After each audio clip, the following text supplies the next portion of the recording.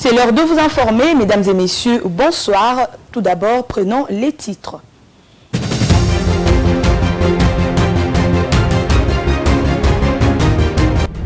Les sénateurs nouvellement élus ont pris part ce mardi 14 mai 2024 à l'ouverture de la session inaugurale au Palais du Peuple.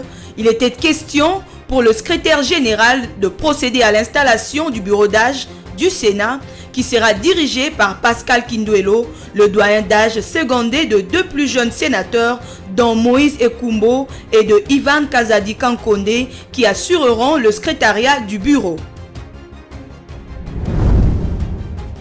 Le chef de l'opposition tchadienne affirme avoir déposé un recours auprès du Conseil constitutionnel du pays pour contester les résultats préliminaires de l'élection présidentielle du 6 mai. Les résultats préliminaires de l'élection ont montré que le président Mahamat Déby l'avait emporté avec un peu plus de 61% des voix et que son dauphin Masra avait obtenu plus de 18,5% des voix.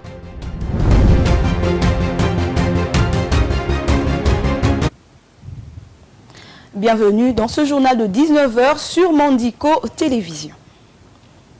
Je l'ai dit au sommaire, 15 jours suivant la publication des résultats provisoires aux élections sénatoriales organisées par la CENI en République démocratique du Congo, la Chambre haute du Parlement a ouvert ce mardi 14 mai sa session extraordinaire inaugurale de la 4e législature de la 3e République, conformément à l'article 114 de la Constitution de la République. Pour ce faire, les sénateurs nouvellement élus ont pris part à cette séance plénière inaugurale qui a été présidée par le secrétaire général Jean Mukwala Bateke. Suivez. Les sénateurs nouvellement élus ont pris part ce mardi 14 mai à la toute première séance plénière de la session extraordinaire inaugurale. Présent au secrétaire général du Sénat pour l'ouverture de la séance plénière.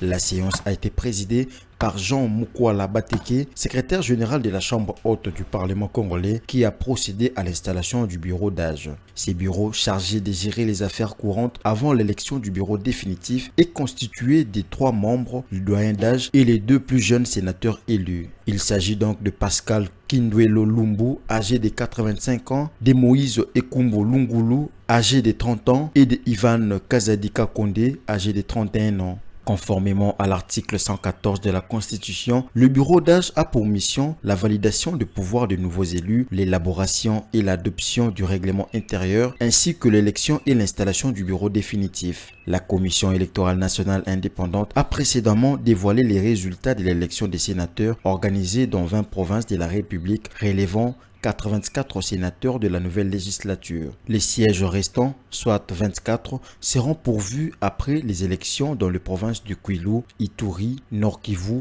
Nord Ubangi, Mai-Ndombe et Équateur. Avec un total de 108 sénateurs élus, la RDC compte également l'ancien chef de l'État Joseph Kabila Kabange comme sénateur à vie, portant le nombre total à 109 sénateurs. La ville-province de Kinshasa dispose de 8 sièges, tandis que les 25 autres provinces en ont chacune 4, totalisant ainsi 100 sièges. La séance plénière de ce matin marque le début des travaux pour cette nouvelle législature avec des enjeux importants pour la stabilisation et le développement du pays.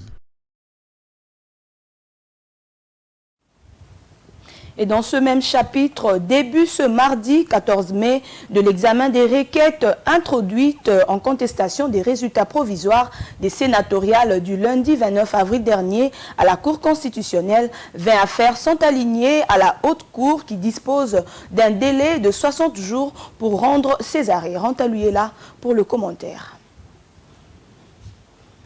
La Cour constitutionnelle siégeant en matière de contentieux de résultats des élections sénatoriales débute ce mardi 14 mai 2024 l'examen de requêtes introduites en contestation de résultats provisoires publiés par la Commission électorale nationale indépendante à l'issue des opérations de vote du lundi 29 avril dernier. Selon l'extrait de rôle publié par la Cour constitutionnelle, il y a au total 20 affaires qui seront examinées par la Haute Cour. Parmi ces affaires figurent notamment celle de la ministre d'État, ministre de la Justice et garde de Sceaux Rose Mutombo Kiesi, qui a contesté l'élection d'Anne Mbunguje Marimbo, proclamée élue sénatrice de Kinshasa sur la liste du regroupement politique AVC Bar A du ministre Didier Boudimbo. Au Sud Kivu, le ministre d'État, ministre du Développement rural François Roubouta a contesté l'élection de Boulakali Moululungania Aristide,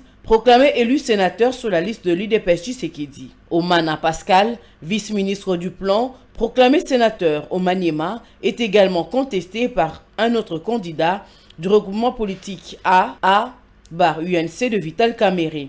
Selon le chronogramme de la Commission électorale nationale indépendante, la Cour constitutionnelle dispose d'un délai de 60 jours, soit du 8 mai au 6 juillet, pour le traitement de recours, et la date du 7 juillet sera marquée par la publication de résultats définitifs par la Cour constitutionnelle. Au regard du faible nombre de requêtes introduites en contestation, il se peut que la Haute Cour rende ses arrêts un peu plus tôt que prévu. Après les opérations de vote le 29 avril dernier, la Commission électorale nationale indépendante CENI a dévoilé les résultats de l'élection de sénateurs organisée dans 20 provinces de la RDC, permettant de connaître 84 sénateurs de la nouvelle législature.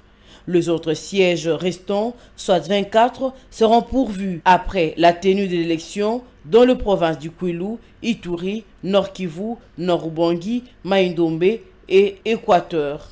La RDC compte 108 sénateurs élus. En y ajoutant l'ancien chef d'État Joseph Kabila Kabange, devenu sénateur à vie, ce nombre s'élève à 109 sénateurs.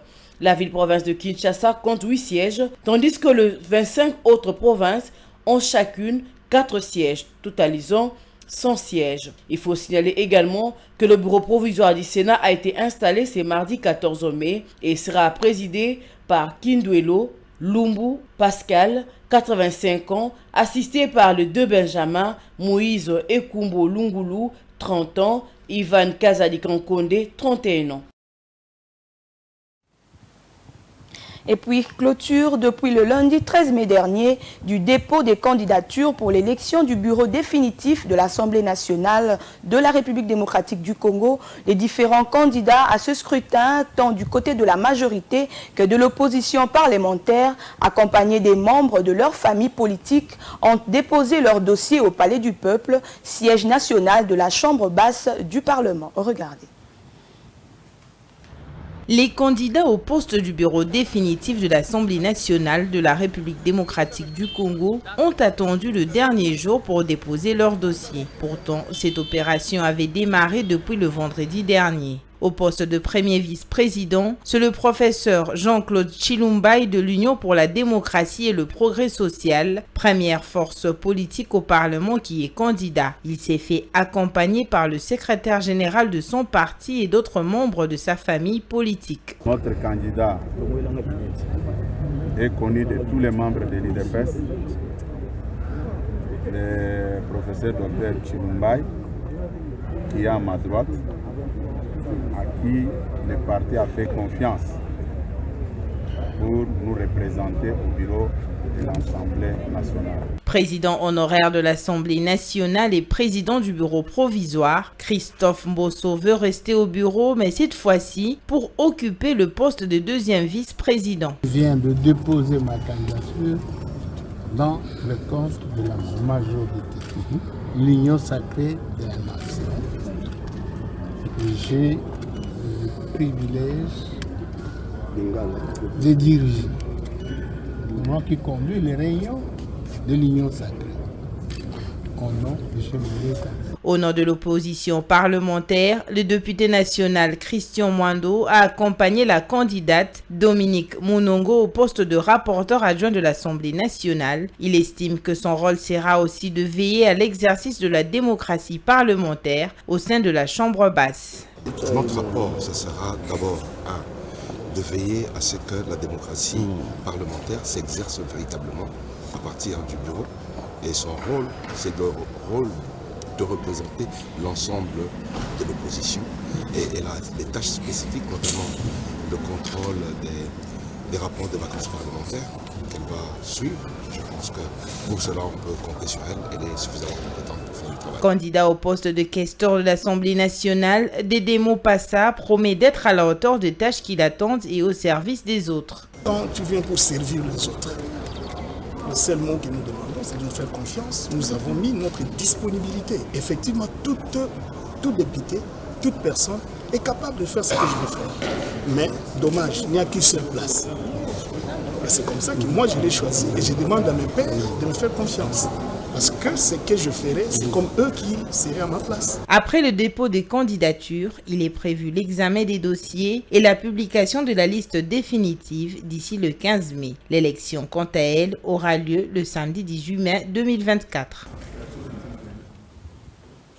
Rendons-nous en province, remise le lundi 13 mai des dons humanitaires aux milliers de déplacés de guerre du camp de Nzulo 2 dans la périphérie de Goma, dans l'est de la RDC. Ces dons constitués des vivres et non-vivres viennent de partenaires du gouvernement congolais. Il s'agit notamment du Fonds des Nations Unies pour la population, de l'ONU Femmes et de la société civile. C'est une réponse à l'appel lancé par la ministre du Genre, Famille et Enfants, Madame Mireille Bibi Moulopo, en mars dernier. Priska Luanda Kamala, conseillère principale du gouverneur militaire du Nord Kivu, qui a procédé à cette remise, a remercié les donateurs pour ce geste qui tombe au moment où ces déplacés avaient vraiment besoin d'aide. Regardez.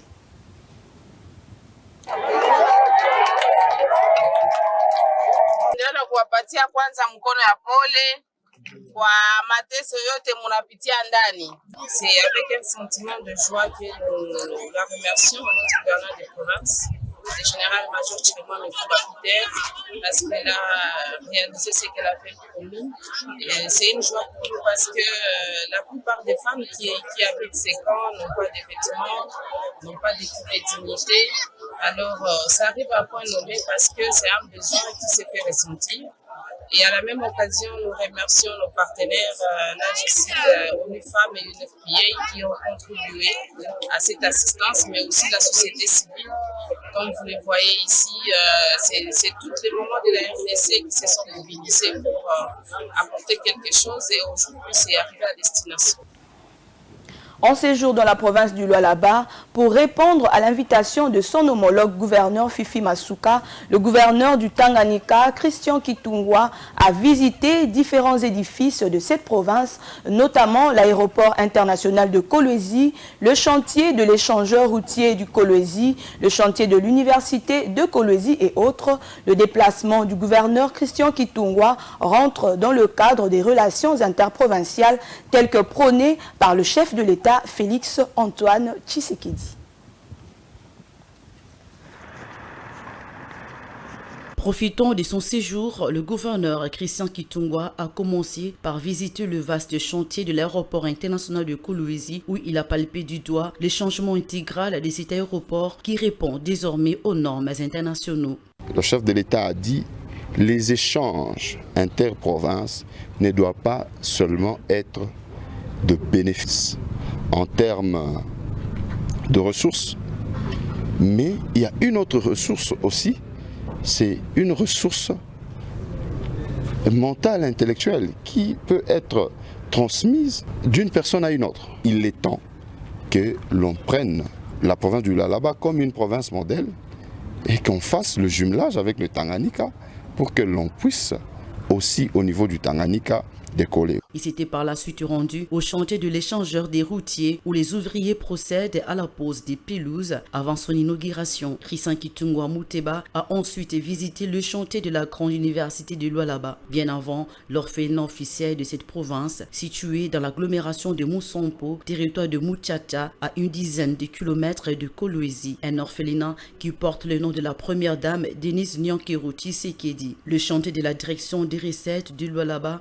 et de l'Assemblée provinciale n'était pas passé inaperçu. Il était accueilli par les ouvriers pour chiter au chantier de la grande salle du congrès, un site qui va abriter les assises à caractère économique, ensuite la salle de spectacle. Christian Muteba a salué le leadership de la gouverneure Fifi Masuka, une femme qui s'est fait distinguer par son sens de gestion. Il est temps d'encourager cette dame qui est en train de prouver que dans ce pays, en RDC, la femme peut. La province du Lualaba ne décolle pas seule. C'est parce qu'il y a le leadership qui s'impose à la tête de cette province. Et cela s'incarne en la personne de son Excellence, Madame le gouverneur Fifi Masuka. Quand vous regardez les édifices qui poussent dans la province, c'est comme si elle a déjà fait 20 ans dans cette province. Le Lualaba a existé, mais cette vitesse, c'est pas seulement qu'il y a de moyens, mais la volonté. La volonté ne s'exprime pas par la bouche, mais par des œuvres. Et ces œuvres, nous venons de le voir. Cette visite rentre dans le cadre du renforcement des liens interprovinciaux tels que prônés par le chef de l'État, Félix Antoine Tshisekedi. On change de chapitre à présent. La réponse de la Cour est attendue ce mercredi 15 mai sur la demande formulée au cours de l'audience foraine du 10 mai tenue à la prison centrale de Makala dans l'affaire Mike Mukebai. Ses avocats avaient sollicité la liberté provisoire étant donné que sa fuite n'est pas à craindre. Au cours de l'audience foraine à la prison centrale de Makala, dans l'affaire mettant en cause l'opposant Mike Mukebai, en cours d'instruction, les avocats du prévenu ont sollicité une mise en liberté provisoire, estimant que sa fuite n'était pas à craindre. La réponse de la Cour est attendue d'ici mercredi 15 mai, d'après plusieurs sources judiciaires proches du dossier. La prochaine audience est prévue pour le 31 mai 2024. Membre du parti Ensemble pour la République de Moïse Katumbi, Mukebai est incarcéré depuis le 23 mai à la prison centrale de Makala. Ça fera bientôt une année de détention. L'arrestation de Mukebai est survenue après qu'il a soutenu la famille d'un enfant mineur victime de violences lors d'une manifestation de l'opposition le 20 mai dernier, dirigée par Martin Fayulu, Moïse Katumbi, Matata Pogno et Délice Sanga. Ces manifestations ont été sévèrement réprimées par les forces de l'ordre, provoquant de nombreux dégâts et blessés. Et cette fois-ci, en santé, qu'est-ce qui se passe à l'hôpital général de référence de Kinshasa, plus précisément au département de chirurgie? Un malaise social y règne, ce qui a amené les infirmières et infirmiers à s'unir autour d'une assemblée générale pour désamorcer la bombe. Parmi ces questions, il y a la suspension récente de 2 infirmiers qui ont réclamé leurs droits. Ces derniers exigent la libération de leurs collègues.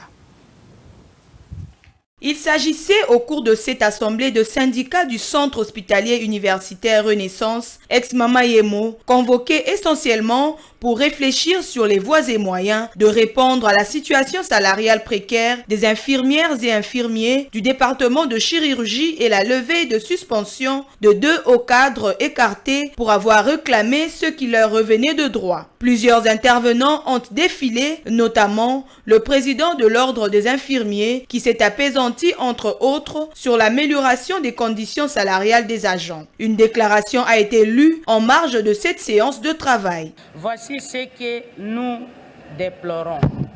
Le manque de transparence en ce qui concerne la gestion des problèmes de tout genre, la souffrance des infirmiers au bénéfice des autres. Vu tout ce qui précède, nous demandons à son Excellence, Monsieur, le Président de la République, Félix Antoine Tshisekedi Tshilombo, garant de bon fonctionnement des institutions, de trouver une solution pour notre problème en nous donnant les nouvelles autorités qui seront impartiales. Des recommandations issues de ces travaux seront transmises aux autorités compétentes pour des réponses appropriées. Page africaine pour terminer, le chef de l'opposition tchadienne affirme avoir déposé un recours auprès du Conseil constitutionnel du pays pour contester les résultats préliminaires de l'élection présidentielle du 6 mai dernier. Sur les réseaux sociaux, Masra a partagé dimanche une copie d'un reçu montrant que les documents avaient été déposés auprès du Conseil. Images et commentaires. Les résultats préliminaires de l'élection ont montré que le président Mahamat Déby Itno l'avait emporté avec un peu plus de 61% des voix et que son dauphin Masra avait obtenu plus de 18,5% des voix. Masra Premier ministre du gouvernement de transition du Tchad, avait revendiqué la victoire peu avant l'annonce des résultats et allégué que le résultat de l'élection a été manipulé. Il n'a pas communiqué publiquement de preuves à l'appui de ses affirmations. Un expert en droit de l'homme basé au Tchad, Rakimdom Jacques Ouitoutou, a déclaré à la société de presse que si les conseils constitutionnels jugeaient les arguments de Masra convaincants, il envisagerait d'annuler les résultats. Il n'a pas été précisé quand les conseils pourraient se prononcer sur cette requête. Le Tchad a tenu ses élections longtemps retardées après 3 années de régime militaire. Les analystes s'attendaient à ce que le président sortant l'emporte. Déby Itno, également connu sous le nom de Mahamat Idriss Déby, avait pris le pouvoir après que son père, qui avait passé 3 décennies au pouvoir, ait été tué en combattant les rebelles en 2021. Un accord conclu à la fin de l'année dernière entre le ministre de la Réconciliation du pays et le parti politique de Masra a permis à l'homme politique en exil et à d'autres figures de l'opposition de retourner au Tchad. Il a ensuite été nommé Premier ministre. Masra, président du parti d'opposition des Transformers, a fui le Tchad en octobre 2022. Le gouvernement militaire de l'époque avait suspendu son parti et 6 autres dans le cadre d'une répression de manifestations contre la décision de Déby Itno de prolonger son mandat de 2 ans. Plus de 60 personnes ont été tuées lors de ces manifestations que le gouvernement a condamnées en les qualifiant de tentatives de coup d'État. Avant de refermer ce journal, place au rappel des titres.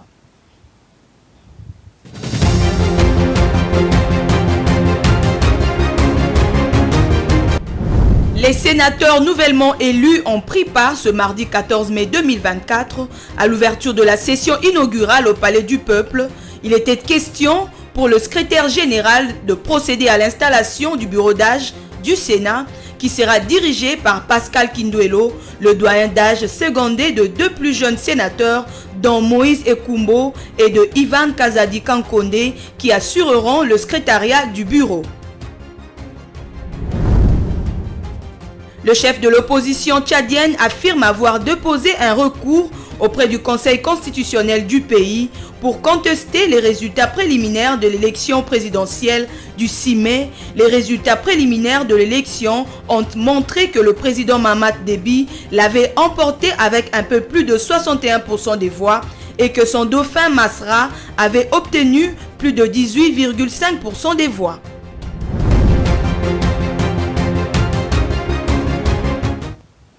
Ce journal est terminé, mesdames et messieurs. Merci de l'avoir suivi. Bonsoir chez vous.